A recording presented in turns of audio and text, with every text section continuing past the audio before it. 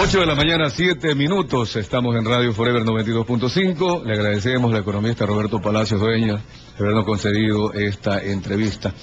Profesor de Finanzas en la SPAE. Comencemos con el tema fundamental. He leído su artículo, economista. ¿Qué es el analfabetismo financiero? ¿Cómo definirlo? Bienvenido, buenos días. Bueno, buenos días con todos, gracias por la invitación. El analfabetismo es una falta de competencias fragmentadas como falta de conocimiento, falta de destrezas para analizar y tomar decisiones o correctas decisiones en el ámbito financiero. Y no necesariamente en el ámbito financiero de niveles importantes, no hablemos necesariamente de inversiones, en valores y cosas por el estilo, en las actividades diarias, ¿no? O sea, en el adquirir un bien, en tomar una decisión de endeudarse a través de la adquisición de con una tarjeta de crédito, de hacer un préstamo incluso al amigo o al vecino, ¿no? Que eso existe y es factible, ¿no? Se necesitan tener ciertas competencias o ciertas destrezas para saber que la decisión que se está tomando es una decisión positiva y que apuntala el bienestar de futuro de la persona, de la familia. Ahora, hay ciertas personas, cuando analizamos, y tengo yo mis notas, ¿por qué las personas se endeudan, no? Y vamos a dejar aparte a aquellas personas que se endeudan como compulsivas, ¿no? Que tienen que comprar algo, que salen a la calle y van a un autoservicio, a un centro comercial, y aunque no necesiten algún bien, por su forma de ser compulsivos van a comprar. Pero hay personas, y ya viviendo en la época actual en que la macroeconomía tiene sus inconvenientes, luego vamos a analizarlas. En lo personal, las familias, tengo yo una lista, algunos se quedaron sin trabajos y comienzan a vivir de la tarjeta de crédito. Personas que hicieron un negocio y no les ha ido muy bien y de alguna manera tienen que sustentar con un capital personal el mantenimiento, la sustentación de su familia. Hay personas que han sido asaltadas, que le robaron, se le llevaron el dinero o fueron a su casa y se la vaciaron. Tienen que comprar muebles, comprar una refrigeradora nueva, etc. Estas personas tienen que endeudarse. ¿Cómo hacer allí el manejo de lo que sería, positivamente hablando, el alfabetismo financiero? Verá, efectivamente las personas se endeudan para cubrir una necesidad. Esa básicamente ese es el fundamento que impulsa la necesidad de tomar una deuda. Y la deuda nace por dos razones. Primero, porque no tiene en ese momento el efectivo para poder cubrir esa deuda, ¿no? O porque teniendo el efectivo hay una oferta, de la que llamamos entre comillas irrenunciable, ¿no? La cual no se puede perder hoy. Tiene por A o B razones la persona termina tomando una decisión de endeudarse, ¿no? Y la deuda a la larga no es mala, ¿no? El tema está en cuando la deuda se toma y no se prevé que hay capacidad de pago sostenida en el largo plazo de eso. Y esa es realmente la parte más importante, ¿no?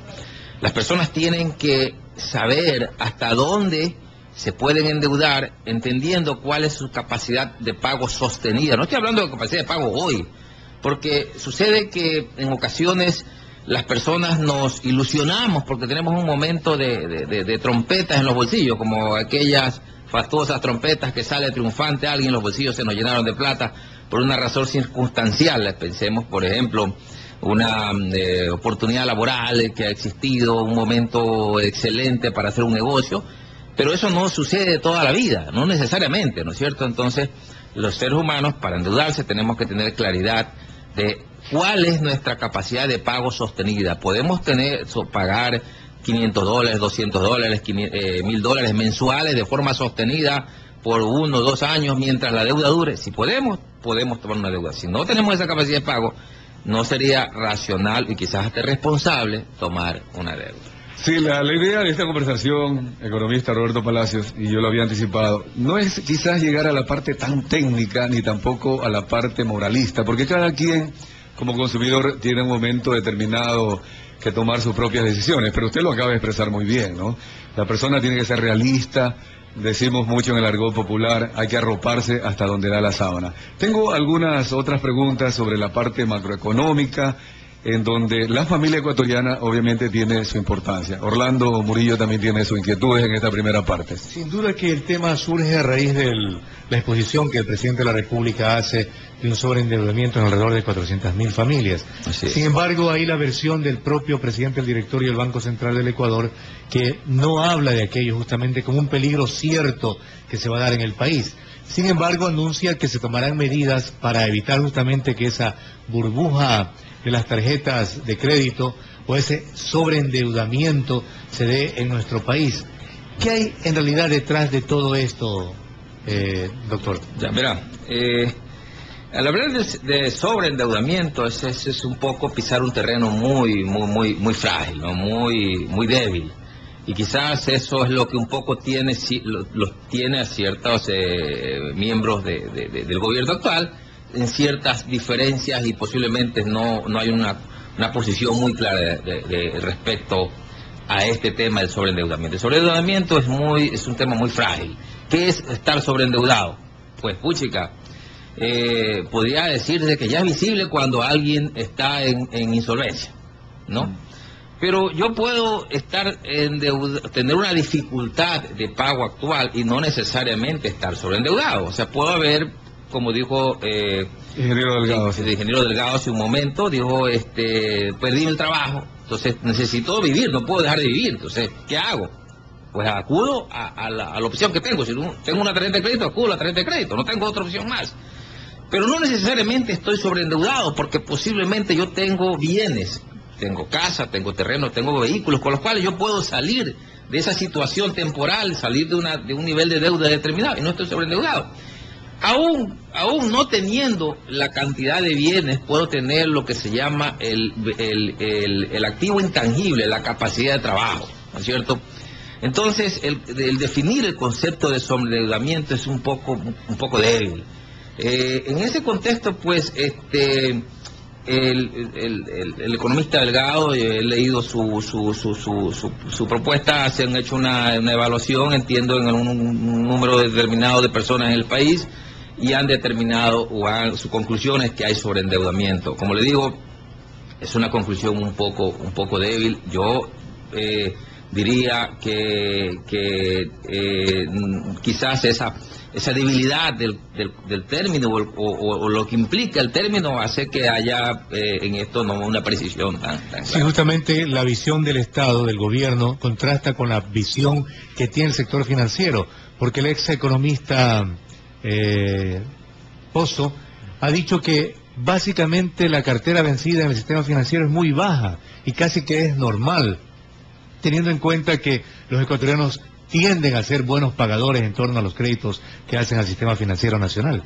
Claro, el crédito de consumo es uno de los créditos, o sea, si se lo ve en el tamaño del crédito, si se lo ve en la cantidad de personas que acceden a ese crédito, es una de las, quizás las mejores carteras de mejor calidad, ¿no es cierto? Entonces realmente la configuración del sobreendeudamiento es bastante débil, pero sí es importante, digamos, de alguna u otra forma hay que rescatar algo de esto, ¿no es cierto? Es el hecho de que efectivamente en el país, en la sociedad, esto no es exclusivo del Ecuador, o sea, está en la región. Colombia está tratando el tema hace 2 años, Chile también lo está tratando. Es un tema tampoco no muy viejo, ¿no? En Europa, en el mundo desarrollado, esto viene aproximadamente 7, 8 años atrás, se está tratando el tema, ¿no? ¿Producto de qué? Producto de las crisis financieras, ¿no? Entonces, es rescatable este asunto porque creo que es oportuno, ¿no? Si la Constitución establece o promueve el buen vivir, ¿cierto? Es oportuno que empecemos a tomar acciones que lleven a ese buen vivir en el largo plazo. Una de estas acciones es la alfabetización financiera de los ciudadanos. Y hablar de alfabetización financiera, no estoy hablando de culturizar, como muchas personas ven, en el manejo de los conceptos bancarios, no así necesariamente, sí así después, no así ahora. ¿Por qué razón? Porque la alfabetización va a un terreno más bajo, o sea, el ser humano, la sociedad, en su base más amplia, debe manejar conceptos básicos, principios básicos financieros, ¿no es cierto? El principio riesgo-rendimiento, ¿no? ¿Qué significa ese principio? Que si yo voy a recibir un rendimiento más alto de una inversión, cualquiera que esta sea, hasta un simple depósito, una cuenta de ahorros, ¿cierto? Es porque estoy corriendo un riesgo importante. Y esto fue la experiencia y quizás el desconocimiento generalizado, ¿no? En términos muy promedios, que se tuvo en la época de la crisis financiera de los años 90. O sea, los bancos que pagaban más llamaban más la atención de los ahorristas. Entonces llegaba un banco X, que no tengo que aquí citar nombres, que ofrecía el 30 al 40% de interés anual, ¿no?, en sus libretas de ahorros, y los ecuatorianos, en términos promedios, corríamos a depositar nuestros recursos allá, pero ninguno de los ecuatorianos que corríamos tuvimos la interiorización del riesgo que estábamos corriendo. Esa plata tenía que estar siendo rentada a niveles del 70 o el 80% para cubrir en el interín los costos operativos de la institución. Entonces, ¿qué negocio renta a ese nivel? Ninguno. Los negocios que posiblemente rentan a ese nivel son negocios de alto riesgo. Por no poner esas palabras. Claro, son los ilegales. Exacto. Quizás negocios de alto riesgo, llamémoslo así, ¿no es cierto? Entonces, de esos negocios, pues como son de alto riesgo, un porcentaje altísimo fracasa. ¿Y quién iba a sufrir el impacto del fracaso? Los depositantes. ¿Por qué? Porque con ese tiempo la exigencia de capital de los bancos era más baja. Entonces, de cada, por decirle, $100 que se prestaban, por poner un número, una cantidad inferior a los $7 u $8 o $9, era la que era plata del banquero. Entonces el banquero arriesgaba, digamos así, esa cantidad pequeña de dinero, y la diferencia la arriesgaba el depositante. Cuando el negocio iba bien, tenía todo el beneficio. Cuando el negocio iba mal, quien perdía era el otro. Bien, hay algunos aspectos que sería interesante conversar, y lo voy a dejar para el final, para conversar con el economista Roberto Palacios, sobre cómo evitarlo en el aspecto personal, para que nuestros amigos oyentes tomen nota y de alguna manera, si alguno está sobreendeudado, pueda salir de esa situación. Pero yo quisiera primero tratar el tema, economista, sobre el asunto macro. En Estados Unidos sucedió lo que es la burbuja financiera, la burbuja inmobiliaria. Y más o menos voy a resumir: cuando se provoca precisamente la distorsión de los precios, provoca una bonanza exagerada y aparente. Hay una capacidad financiera, se presta dinero, inclusive bajo interés. Pero en determinado momento el endeudamiento exagerado produce el cobro forzado por parte de las entidades financieras que concedieron el préstamo. La persona o la familia no puede pagar, tiene que vender su casa o endeudarse de otra manera. La consecuencia, caen precios y comienza, por una parte, a subir la deuda, los valores de los papeles, y por otra parte, ya en la crisis, las familias que se quedan en la calle, se quedan sin empleo, como está viviendo España. Después trataremos el tema europeo. Para esto, el gobierno ecuatoriano está pensando, ha dicho el presidente de la República, que la Junta Monetaria va a dictar algunas normativas. Es decir, hay leyes anti-endeudamiento, vendría a ser así. Usted acá en su artículo sobre este tema dice que en septiembre del 2011 Chile evalúa la iniciativa para enfrentar el sobreendeudamiento de los hogares con una ley de insolvencia para las personas bajo el concepto protector de una ley de quiebra o concordato. En el 2010 Estados Unidos promulgó la ley Dodd-Frank para proteger al consumidor en el mercado. En México creó Saber Cuenta, un programa de educación financiero financiado por Banamex, etcétera. ¿Usted considera que el gobierno, el Estado, debe legislar para que la familia, los individuos no se endeuden? A ver, yo veo difícil que el Estado pueda legislar directamente el endeudamiento de las personas. O sea, en mi conceptualización estaría atentando contra la libertad de decisión del ser humano. O sea, yo vivo en un país democrático, soy libre de tomar mi decisión. Ahora, el Estado sí puede legislar indirectamente para limitar eso, es otra cosa, ¿no es cierto? Por ejemplo, el caso de una ley de este tipo protectora, como el caso que evalúa Chile, que es realidad ya en Alemania, que es realidad en Francia, que España también lo tiene hasta cierto nivel avanzado, ¿no?, que es el tema del tipo estas leyes de insolvencia bajo el régimen, el derecho concordal, los derechos de concursal, perdón, ¿no? efectivamente, ¿por qué indirectamente? Porque si quien promueve el crédito, quien promueve el endeudamiento, sabe que esa persona endeudada está protegida indirectamente por el Estado, terminará reduciendo su exposición al riesgo, ¿no es cierto?, de forma indirecta, entregando un crédito a alguien que efectivamente tiene capacidad de pago. ¿Se refiere, por ejemplo, economista, a esta ley hipotecaria, tanto para vehículos como para viviendas, por ejemplo? Parecido, pero para los individuos. Parecido, pero sería para los individuos, ¿no es cierto? El individuo, o una ley de esta naturaleza, me voy a ubicar en el ambiente lo que normalmente hace una ley de derecho concursal, llamada de concordato, ley de quiebra, ¿no es cierto?, con las empresas. Lo que hace es, primero, darle un espacio cuando tiene incapacidad o tiene limitación de pago, ¿no es cierto?, suspensión de pago se llama la ley. Le da un espacio, ¿no es cierto?, para que, y en Ecuador existe, ¿no?, le da un espacio para que la empresa promueva o proponga, hasta 2 años, proponga una fórmula de pago cuando hay una suspensión de pago, ¿no? Cuando ya no hay una suspensión de pago y la situación se torna insostenible, ya hay separa completamente la posibilidad de pago, no hay activos para poder cumplir con esa obligación. Este tipo de ley permite la distribución ordenada, de esos bienes para satisfacer este proceso. Entonces, eso en las empresas existe en el Ecuador, la ley de concordato, ¿no es cierto? En el individuo sería algo similar, ¿no?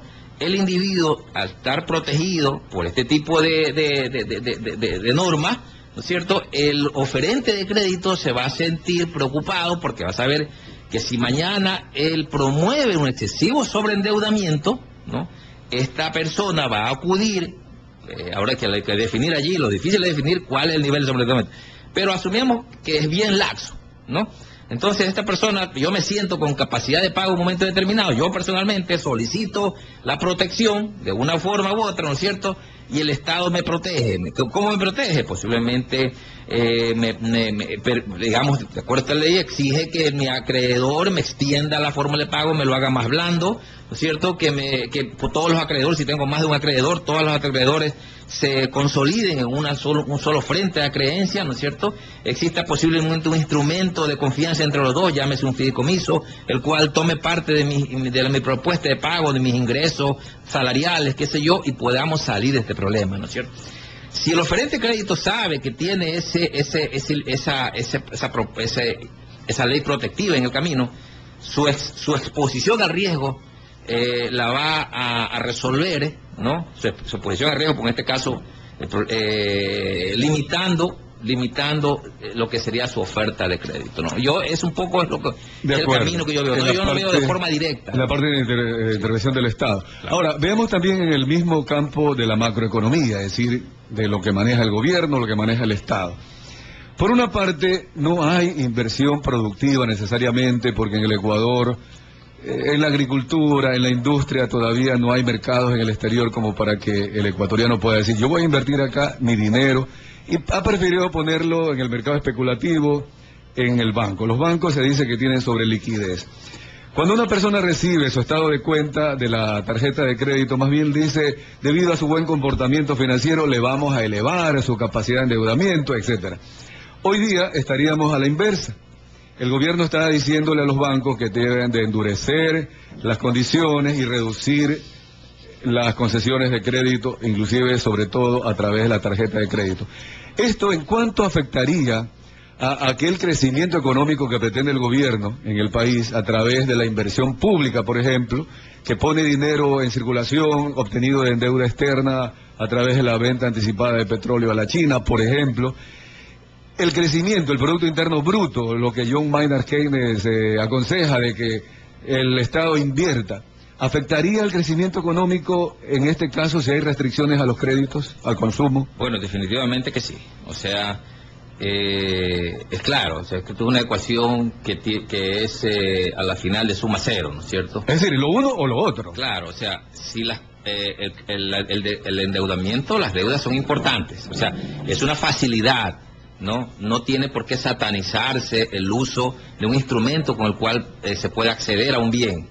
Si yo tengo una tarjeta de crédito, si el banco si la tarjeta de crédito me amplía el cupo, y yo puedo utilizar la puedo utilizar hasta incluso hasta para una actividad productiva, ¿no es cierto? Y en el caso de que eso vaya al inverso, que se limite, estaría limitando mi actividad productiva y consecuentemente limitando el crecimiento en agregado, ¿no? El crecimiento económico de una nación. Las empresas utilizan tarjetas de crédito para operar. Se puede, o sea, el tema está en hacer un uso inteligente de esta herramienta, ¿no? ¿Y cuándo se hace un uso inteligente de esta herramienta? Cuando hay la capacitación, las competencias, o se ha dotado a la sociedad de las competencias adecuadas, y eso es el alfabetismo financiero. Darle a la sociedad las competencias, darle destreza, darle conocimientos para tomar decisiones financieras adecuadas, así es. Así es. Y no es, como le digo, al educarlos, como he estado un poco viendo que como se está orientando el tema, porque en el año 2009, si no mal recuerdo, la Superintendencia de Bancos comenzó un programa de educación financiera, pero es básicamente educación bancaria.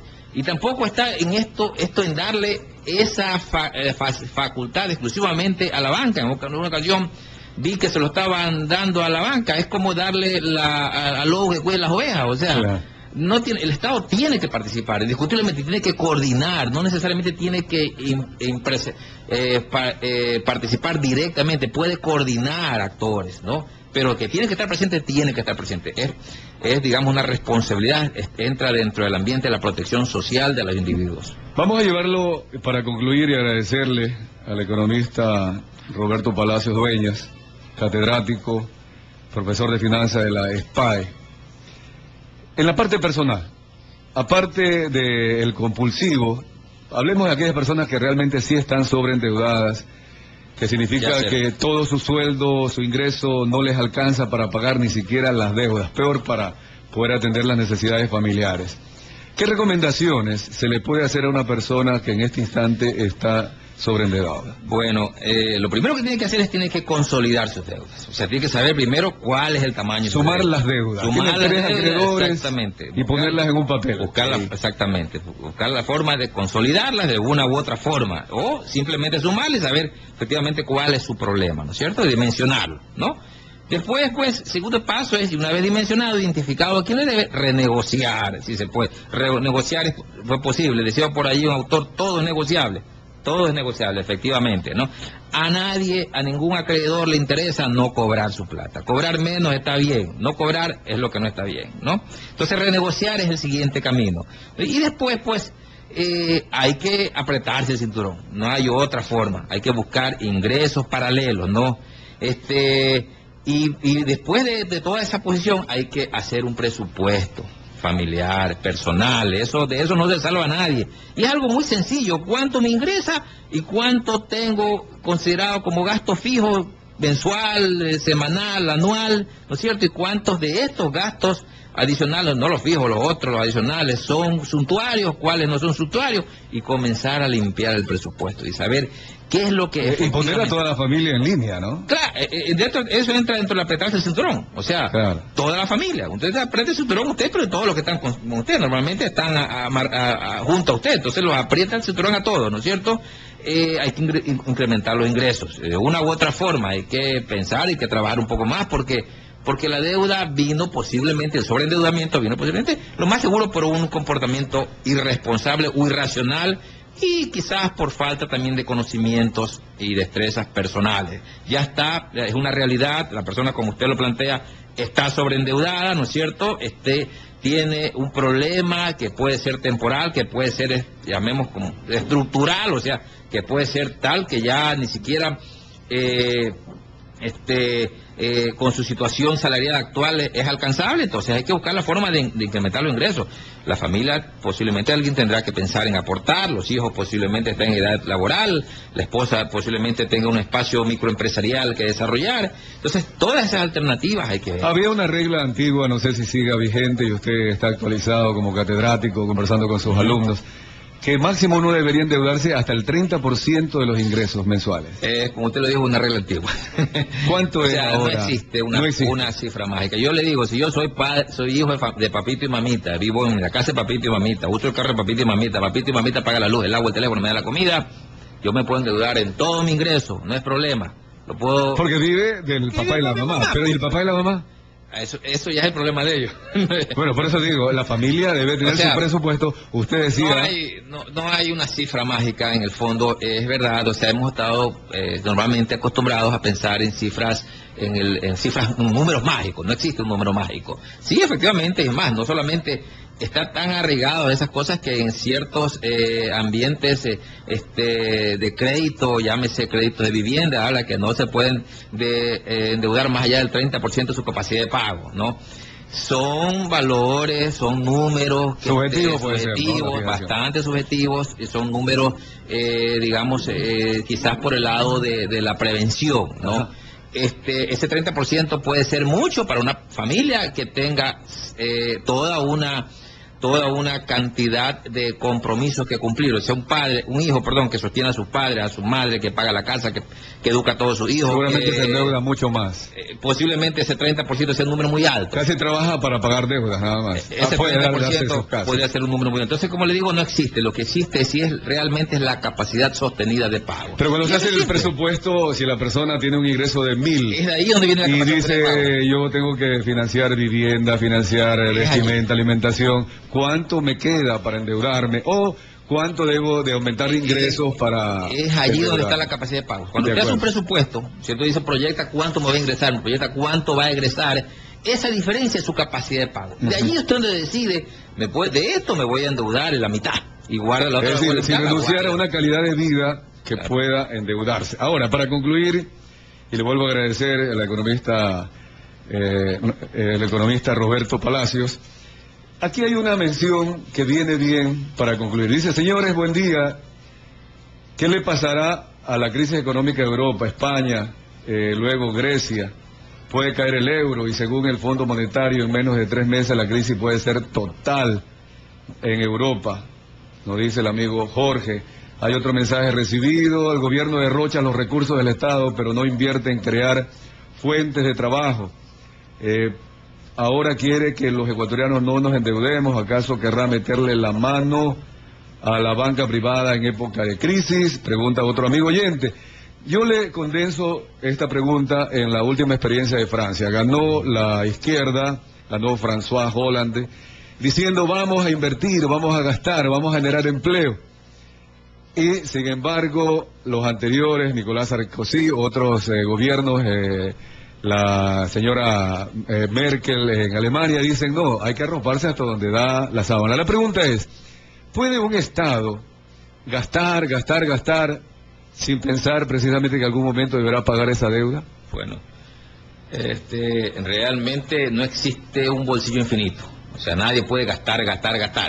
Y sobre todo gastar con recursos que no tiene, o sea, endeudándose, ¿no? Porque en algún momento la factura le llega. O sea, lo que le pasa a España ahora. Exactamente, no hay deuda que no se pague ni plazo que no se cumpla, dice el adagio popular, y efectivamente eso es así. Y no hay fiesta que no se pague. Así es, entonces efectivamente, quienes están de fiesta ahora, posiblemente a alguien le toca pagarlo mañana en la fiesta, ¿no es cierto? Pero en una economía que ha estado reprimida por mucho tiempo, ¿no? La economía ecuatoriana de una u otra forma tiene un consumo reprimido alto, ¿no? Y quizás esa es una de las razones por las cuales aquí explotó el boom comercial, ¿no? O sea, los almacenes y no es malo, los almacenes comerciales explotaron en sucursales, en nuevos almacenes, en las nuevas ofertas, cuando comenzó a entrar dinero en el bolsillo, porque había un consumo reprimido, que ese dinero que empezó a entrar efectivamente por la deuda, por la inversión pública, fundamentalmente. Y también el fondo de reserva que se comenzó a repartir. Exactamente. A la larga fueron políticas el dinero propio fueron políticas, decisiones que tomó el gobierno, ¿no? Entonces digamos, se tomó esa ventaja. Pero efectivamente no se puede, hay que hacer un poco como esos... lo que la naturaleza da a ciertos seres como el osito, que el oso guardan para el invierno, las ardillitas guardan para el invierno. O sea, tenemos que ser prudentes en el gasto, hay que gastar, no se puede vivir del ahorro, o sea, ya el ahorro financiero no funciona, hay que gastar. Nadie puede pensar en que va a ahorrar los recursos excedentes que tiene porque van a tener hablando nadie como gobierno, ¿no? Que van a tener un rendimiento financiero extraordinario. Los mercados mundiales están, algunos de ellos, ¿no es cierto?, los rendimientos financieros no son interesantes. Preferible utilizar ese recurso, pero siempre hay que mantener reservas, ¿no? Muchas gracias al economista Roberto Palacios Dueña. Lo importante es saber hasta dónde gastar, hasta dónde endeudarse cada uno de nosotros, en nuestra familia. Y qué capacidad de pago tenemos. O sea, hay que determinar eso a través de qué, del presupuesto. ¿Cuánto me ingresa? ¿Cuántos son mis salidas básicas, fundamentales? El agua, la luz, el teléfono, que no puedo dejar de pagar. Y ahí sí, ¿cuánto me puedo pagar? Vamos al corte comercial, luego estaremos con el ingeniero Carlos Añade de la